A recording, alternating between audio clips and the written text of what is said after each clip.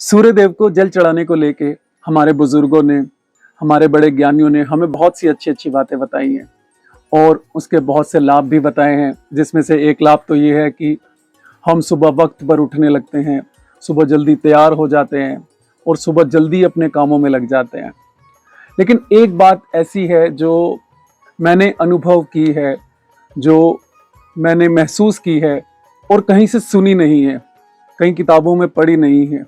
हो सकता है ज्ञानियों ने कहीं लिखी हो और कहीं अपने शिष्यों को बताया हो, बड़े लोगों ने अपने बच्चों को बताया हो, लेकिन डायरेक्टली मैंने नहीं सुनी, तो मैं आप लोगों से शेयर कर रहा हूँ।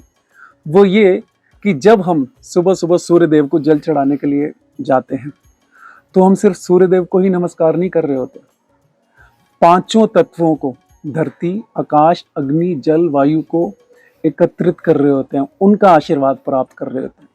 वो इस तरह कि धरती पे हम खड़े होते हैं, आकाश ऊपर होता है, सूर्य देव अग्नि के रूप में होते हैं और सुबह सुबह की मध्यम मीठी सी हवा चल रही होती है। सिर्फ एक तत्व की कमी होती है, वो होता है जल तत्व, जिसे हम एक बर्तन में लाके सुबह सुबह सूर्य देव को चढ़ाने के लिए लाते हैं। इस तरीके से पांचों तत्व एकत्रित हो जाते हैं और हमें उनका आशीर्वाद प्राप्त होता है। तो मैं आप सबसे कहूँगा, सभी मित्रों से कहूँगा कि जब कभी आप सूर्यदेव को जल चढ़ाने जाएं या किसी और को सूर्यदेव को जल चढ़ाते हुए देखें तो पंच तत्वों का ध्यान जरूर किया कीजिए, उनको धन्यवाद जरूर किया कीजिए कि उन्हीं से हम जीवित हैं, उन्हीं से संसार चल रहा है।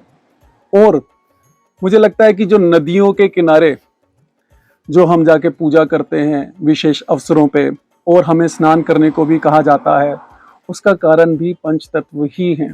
तो जब भी आप सूर्यदेव को नमस्कार करें, जल चढ़ाएं और कभी नदी किनारे जाएं तो पंच तत्वों को विशेष तौर पे ध्यान कीजिए और उनको धन्यवाद कीजिए। धन्यवाद।